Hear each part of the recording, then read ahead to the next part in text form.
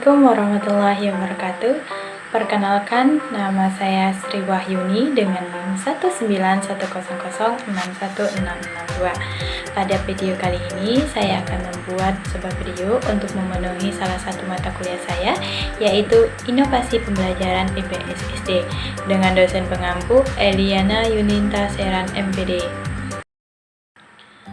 Sesuai dengan materi yang saya dapatkan pada mata kuliah Inovasi Pembelajaran IPS SD, yaitu tentang materi Inovasi Pengembangan Model Pembelajaran dalam IPS SD, maka di sini saya mengambil salah satu model, yaitu model pembelajaran kooperatif, yang mananya nantinya saya akan terapkan pada model pembelajaran Jigsaw di kelas 4, tema 7 tentang indahnya keberagaman di negeriku, subtema 2 tentang indahnya keberagaman budaya di negeriku, pembelajaran 3.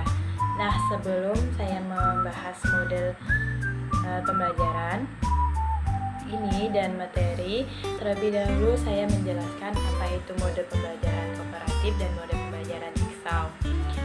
Nah, teman-teman, dapat kita baca bahwa misalnya di sini model pembelajaran kooperatif berasal dari kata kooperatif yang artinya mengerjakan sesuatu secara bersama-sama dengan saling membantu satu sama lain sebagai satu kelompok atau satu tim yang terdiri dari 4 atau 6 orang.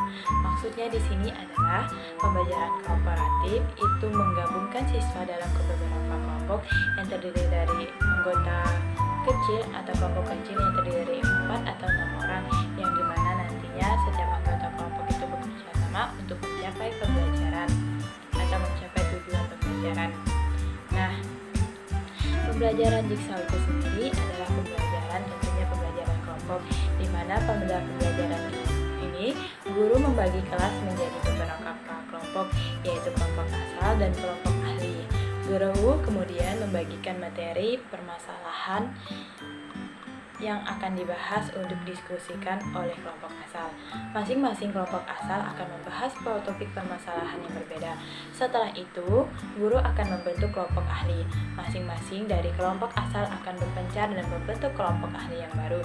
Dalam kelompok ahli ini, masing-masing anggota akan memaparkan dan menjelaskan materi yang telah diskusikan dalam kelompok asal sebelumnya.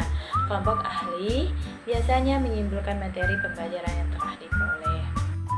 Nah, teman-teman, mengapa saya mengambil model pembelajaran kooperatif ini?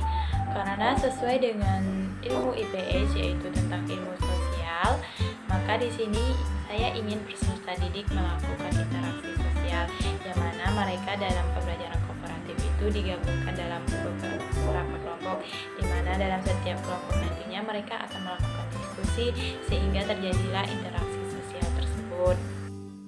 Adapun tujuan materi yang akan kita bahas pada kali ini adalah tentang keberagaman budaya yang ada di Indonesia.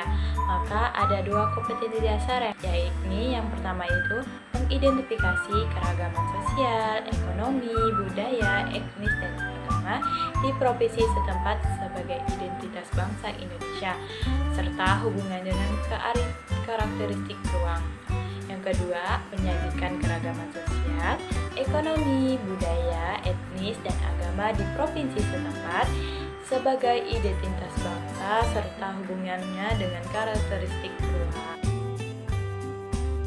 Nah, sebelum saya membagikan peserta didik dalam beberapa kelompok, maka di sini pertama-tama saya akan menjelaskan beberapa materi yang berkaitan dengan kompetensi dasar yang akan kita bahas, yaitu tentang apa itu keberagaman, apa itu keragaman sosial, keberagaman etnis, keberagaman budaya, serta keberagaman agama. Nah, terlebih dahulu saya ingin menjelaskan apa itu keberagaman. Dapat kita baca, keberagaman adalah suatu kondisi dalam masyarakat yang terdapat banyak perbedaan dalam berbagai bidang. Perbedaan tersebut terutama dalam hal suku bangsa, agama, ras, keyakinan, sosial, budaya, ekonomi, dan jenis kelamin. Keragaman sosial di Indonesia itu terdiri dari daerah-daerah yang berbeda-beda, yang mana terbentang dari ujung barat hingga ujung timur. Setiap daerah tersebut memiliki bahasa masing-masing. Sebagai bahasa ibu di sampingnya, bahasa Indonesia juga merupakan bahasa pemersatu. Selain bahasa ibu yang berbeda, logat setiap orang atau setiap siswa dalam bertutur kata itu tentu juga akan mempengaruhi oleh setiap daerah asalnya. Atau dengan kata lain, setiap daerah itu mempunyai logat berbicaranya bermasing-masing. Orang Papua berbeda logat bahasanya dengan orang Aceh. Orang Papua berbeda dengan logatnya bahasa orang Sunda. Nah, perbedaan tersebut tidak menjadikan kita tidak bisa menghargai satu sama lain. Bahkan dengan ada perbedaan tersebutlah kita harus dapat menghargai satu sama lain, karena itu merupakan dari ciri khas daerah masing-masing.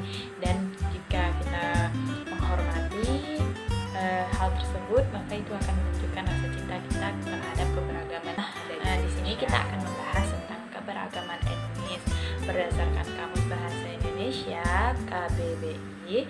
Etnis adalah suatu yang bertalian dengan kelompok sosial dalam sistem sosial atau kebudayaan yang mempunyai arti atau kedudukan tertentu karena keturunan adat, agama, bahasa, dan sebagainya. Menurut kajian Menrat pada tahun 2007, etnis atau suku merupakan suatu kesatuan sosial yang dapat dibedakan dari kesatuan yang lainnya berdasarkan akar dan identitasnya kebudayaan, terutama bahasa. Dengan kata lain, etnis adalah kelompok manusia yang terikat kesadaran dan identitasnya tadi seringnya dilakukan oleh kesatuan bangsa. Kita masuk pada keberagaman budaya. Keberagaman budaya Indonesia tentu akan menambah kekaguman kita tentang betapa kayanya negeri ini. Keragaman budaya Indonesia tersebut patut kita lestarikan. Di antaranya yaitu ada bahasa daerah, makanan khas, tarian tradisional, pakaian adat, rumah adat, dan sebagainya. Nah, yang selanjutnya yaitu tentang keberagaman agama. Ada 6 agama yang diakui oleh pemerintah di Indonesia, antara lain agama Islam, Kristen, Katolik, Hindu, Buddha, dan Konghucu. Ke-6 agama tersebut diatur dalam TAP MPR nomor 1 tahun 1965 dan Undang-Undang nomor 5 tahun 1969. Nah, setelah peserta didik menerima penyampaian materi tersebut, maka di sini saya akan membagikan peserta didik ke dalam beberapa kelompok, yaitu dalam kelompok asal dan kelompok ahli, yang mana setiap anggota kelompoknya atau setiap kelompoknya nanti akan mendapatkan materinya masing-masing atau tugasnya masing-masing, di mana pada kelompok 1 mereka mendapatkan tugas tentang keberagaman etnis yang ada di Provinsi Kalimantan Barat dan bagaimana cara sikap atau perilaku mereka terhadap keberagaman tersebut. Kelompok 2 membahas tentang keberagaman budaya yang ada di Kalimantan Barat dan bagaimana sikap terhadap keberagaman tersebut. Dan kelompok 3 tentang keberagaman agama yang ada di Kalimantan Barat dan bagaimana sikap atas keberagaman tersebut. Nah, setelah dibentuknya kelompok asal, maka nantinya mereka akan berdiskusi sesuai dengan materi yang telah diberi, di mana setiap anggota kelompok asal ini akan berdiskusi tentang materi tersebut dengan waktu yang telah ditentukan oleh guru.